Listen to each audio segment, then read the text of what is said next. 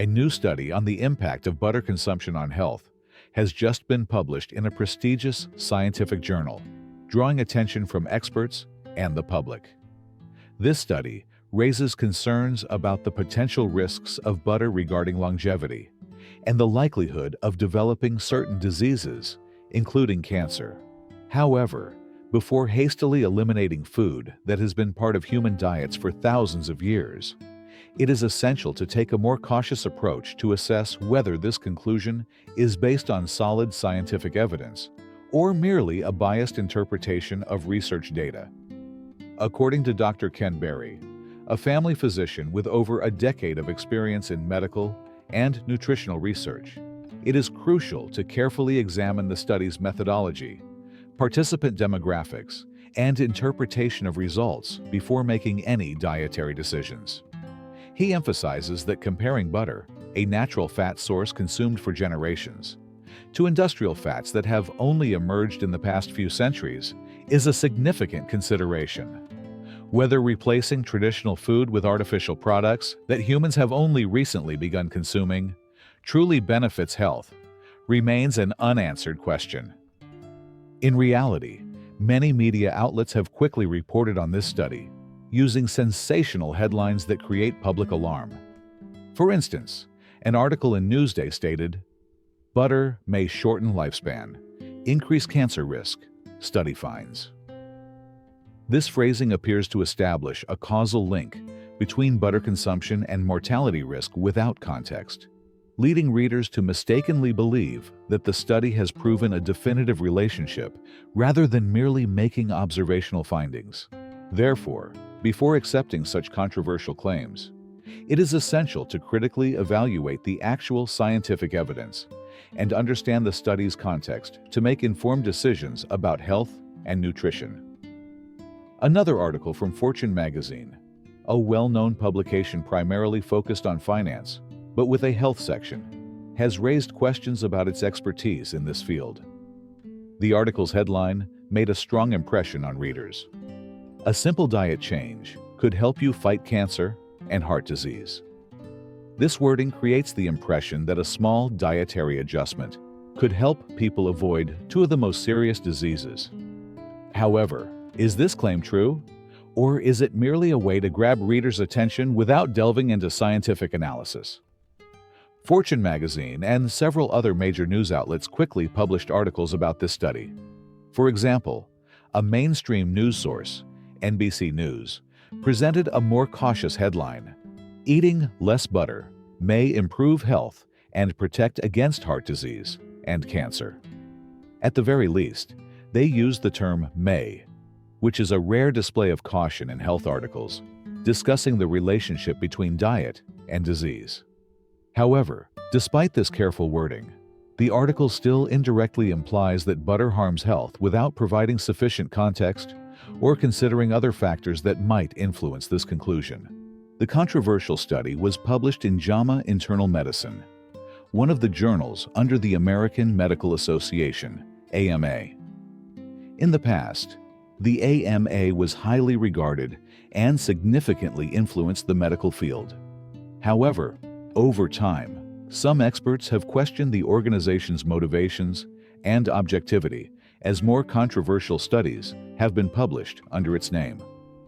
The study's title, "The Association Between Butter, Vegetable Oil Consumption, and Mortality Rates," clarifies that this study is observational and cannot establish causation. Yet what stands out is how media outlets have interpreted the results more definitively than the study suggests. The issue here is the study's content and how the media approaches and delivers this information. Are these conclusions based on reliable scientific evidence, or are they simply part of a broader trend aiming to steer public opinion toward a new dietary paradigm? When reading such articles, it is crucial to approach them critically, consider all relevant factors, and avoid making hasty decisions based solely on sensationalized headlines. One of Dr. Ken Berry's friends and colleagues, Dr. Gil Carvalho, also made a video analyzing this study. While Dr. Berry does not fully agree with Dr. Carvalho's dietary recommendations, he still respects his colleague. According to Dr. Berry, Dr. Carvalho is well-intentioned and genuinely believes in what he shares, always striving to present research seriously to highlight its significance. However, good intentions alone do not necessarily mean the study is high quality or offers reliable conclusions. Dr. Berry examined the study in detail with an objective analytical approach and pointed out its serious flaws. He even emphasized that the term science, in this case, should be placed in quotation marks, reflecting doubts about the study's accuracy and reliability. The first aspect to consider is the study design. This is an observational study, a type of research with inherent limitations in determining causal relationships. Even Dr. Carvalho acknowledges the weakness of this approach, because it can only record correlations between factors without proving that one factor directly causes another. More specifically, this is a prospective cohort study, where researchers collect data from a group of people over an extended period and then analyze the relationship between dietary habits and mortality risk. Due to this nature, the study cannot definitively conclude that butter consumption is the direct cause of health problems. However, when media outlets reported on this study, they used strong phrases like "butter causes" or "butter may lead to." Зрение – обманчивое впечатление, что прямая причинно-следственная связь была научно доказана. This is a misunderstanding of the study's fundamental nature and reflects how the media often distorts information to capture public attention. Dr. Berry emphasizes that such sensationalized headlines do not accurately represent the study's findings. Readers encountering such information should remain critical and understand that observational studies cannot establish cause and effect relationships. The excessive emphasis in news headlines on the connection between butter and disease risk creates unnecessary fear and highlights a lack of understanding of basic epidemiological principles. Therefore, Dr. Berry believes such articles should not be taken seriously. One of the most significant limitations of this study lies in its data collection method. Researchers use the Food Frequency Questionnaire, FFQ, a method widely criticized in nutritional science for its lack of accuracy. This approach relies on participants self-reporting their dietary habits over an extended period. Still, as previous studies have shown, people do not always accurately recollect what they have eaten. Some FFQ questions may be relatively easy to estimate, such as, "How many slices of bacon do you eat per week?" However, when questions become more complex, such as, "How many grams of butter do you consume on average per day over the past 6 months?" the accuracy drops significantly. Many individuals misjudge their food consumption, leading to over-reporting or under-reporting their intake. This is especially true for foods that society labels as good or bad, as people may unconsciously adjust their responses to reflect their perceived eating habits rather than their actual ones. Another important issue to consider is that the data collected using this method is not actual measured data, but rather estimated figures based on participants' memories. In science and medicine, researchers must rely on objective, measurable data rather than subjective recollections for conclusions to be accurate. When data is merely an estimate, errors can arise at multiple stages, from information collection to analysis, reducing the study's reliability. Additionally, this study lacks randomization, a crucial standard that helps eliminate confounding variables, factors that can distort the results. In observational studies, the absence of randomization means the findings are more likely to be influenced by external factors beyond the researcher's control. For example, people who consume less butter may also have healthier lifestyle habits, such as exercising more frequently or smoking less, which can impact their overall health. If these factors are not strictly controlled, the study might wrongly attribute the effects of a healthy lifestyle to lower butter consumption, instead of considering the broader picture of health and lifestyle choices. In summary, Relying on food frequency questionnaires and the lack of randomization makes this study highly susceptible to significant errors. The collected data is not actual consumption data, but merely self-reported estimates, which are easily influenced by memory biases. Without properly accounting for confounding factors, the study's results fail to accurately show the relationship between butter consumption and disease risk. One of the most significant issues affecting the reliability of this study is healthy user bias. This is a common phenomenon in observational studies, where individuals who lead healthier lifestyles tend to follow widely promoted health recommendations. For years, mainstream health organizations have warned that saturated fats found in butter, lard, and beef fat could harm cardiovascular health.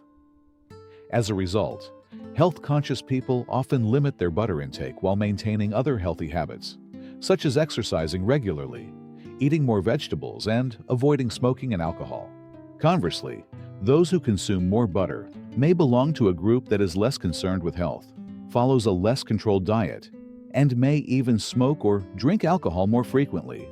This difference presents a major problem for the study.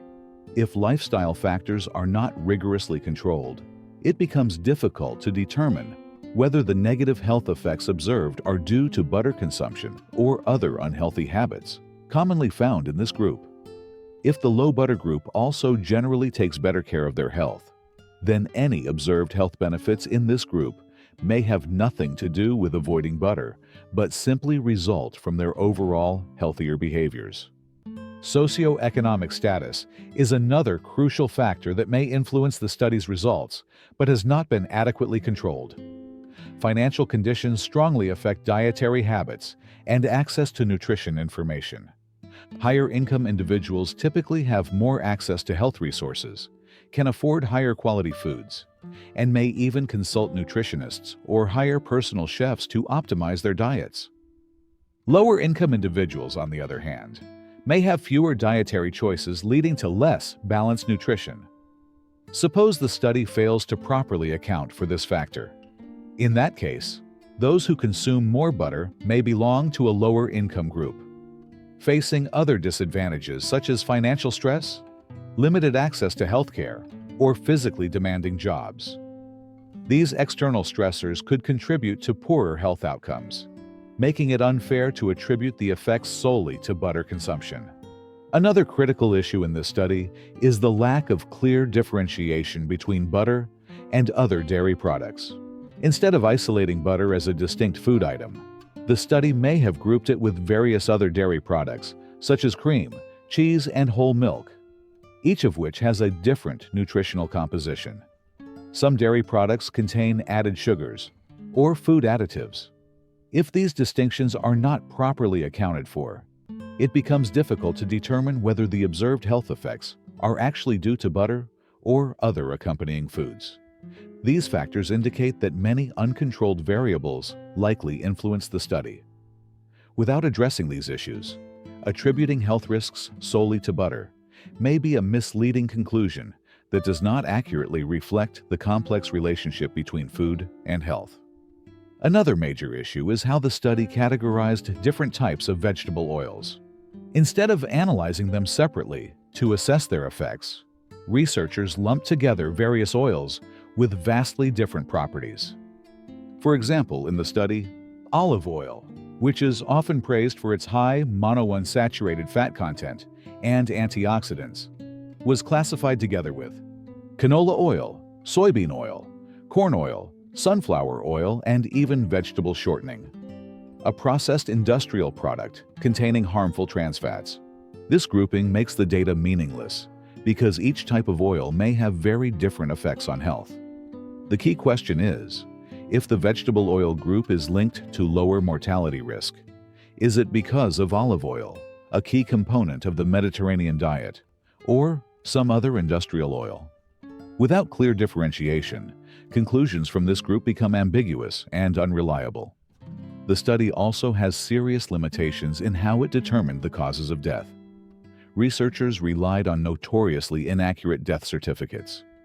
According to Dr. Ken Berry, who has over 22 years of clinical experience and has written hundreds of death certificates. The listed cause of death is often an oversimplification. Doctors often fill out a single primary cause without comprehensive information about all contributing factors. A patient's death could be the result of multiple health conditions, but death certificates usually fail to capture the full complexity of these interactions. This significantly reduces the reliability of the study's data, because if the cause of death is not accurately recorded, any analysis based on that data is inherently flawed. Another major limitation of the study is its statistical insignificance. The hazard ratio, HR, a measure of relative risk between groups, shows only a small difference. The hazard ratio for butter consumption was 1.15. The hazard ratio for vegetable oil consumption was 0.84. In epidemiology, such a small difference lacks strong clinical significance. To put this into perspective, in studies on smoking, hazard ratios can reach 20.0 or higher, indicating a very strong causal relationship. In contrast, a difference of only 0.3, as seen in this butter study, is far too small to make any definitive conclusions about butter's health effects compared to vegetable oils. This is an important detail that mainstream media often ignores, leading the public to mistakenly believe that this minor difference is more significant than it is. Sensationalized headlines create the illusion of a groundbreaking discovery when, in reality, the study's findings are weak, inconclusive, and heavily influenced by multiple confounding factors. Another crucial factor is the representativeness of the study participants. Most of the individuals involved in this study were white, middle-class doctors and nurses. This raises concerns about how applicable the study's findings are to other populations, particularly lower-income groups or different ethnic communities. Dietary habits, access to healthcare, and lifestyle choices can vary significantly across different demographic groups. A study based on a relatively homogeneous participant pool may not accurately represent the broader population. If the study lacks sufficient demographic diversity, applying its conclusions to other communities becomes highly questionable. Another major issue is the age of the data. Although this study was published in 2025, the data it relied on originates from the 1990s. The food frequency questionnaire used in this study was conducted only once every 4 years. This means daily dietary changes throughout the study were not accurately tracked. When the public reads a newly published article, they might assume that the research is entirely current. However, this study is not based on new observations. It is simply a reanalysis of decades-old data. During this time, many factors may have changed, including evolving nutrition knowledge and updated dietary recommendations, changes in food processing methods and ingredient formulations, advancements in healthcare and preventive medicine. Because of this, using outdated data without timely updates severely reduces the study's relevance in today's context. Overall, this study has too many serious limitations, ranging from inaccurate classification of vegetable oils, unreliable cause of death determination, statistically insignificant findings, non-representative study participants, outdated data with limited real-world application. These issues undermine the reliability of any conclusions drawn from this study. Instead of blindly accepting the sensationalized claims that media outlets are pushing, a more critical and cautious approach is necessary when interpreting the results. Another crucial factor to consider when assessing the objectivity of this study is the affiliation of some researchers with organizations that actively promote plant-based diets. One notable connection is with the Harvard T.H. Chan School of Public Health, a well-respected health research institution known for its strong advocacy of primarily plant-based eating patterns. When researchers are associated with institutions that have clear positions on dietary choices, there is a potential risk of confirmation bias, the tendency to interpret data to support pre-existing beliefs rather than evaluate it with complete objectivity. This does not necessarily imply that the study was intentionally biased, but it raises questions about its author's neutrality in analyzing and presenting results. Dr. Ken Berry believes that relying on a flawed observational study is not the best approach for individuals considering low-carb, keto, or carnivore diets.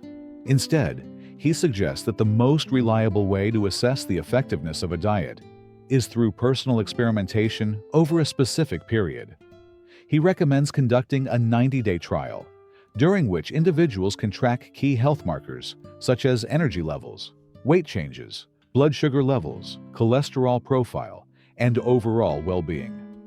By closely monitoring their results, individuals can gain a clearer and more valuable understanding of how a particular diet affects their body, rather than depending on unreliable estimates from studies like this.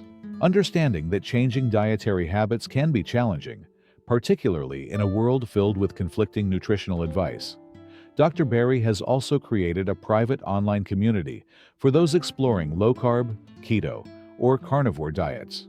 This community, which includes thousands of members worldwide, serves as a platform where individuals can share their experiences, ask questions, seek advice, and receive guidance from others who have embarked on a similar health journey.